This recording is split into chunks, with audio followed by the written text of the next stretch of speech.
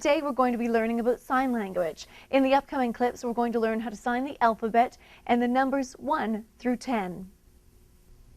In this clip now, let's learn D, E, and F. So we know A, B, C, D. Form your 3 fingers into sort of an O so that it touches the thumb and stick that index finger straight up. So it would look like the letter D. D. E, you want to take all of your fingers like this and put your thumb right underneath it, almost so that your nails are not digging into your thumb but are touching your thumb. So E. E.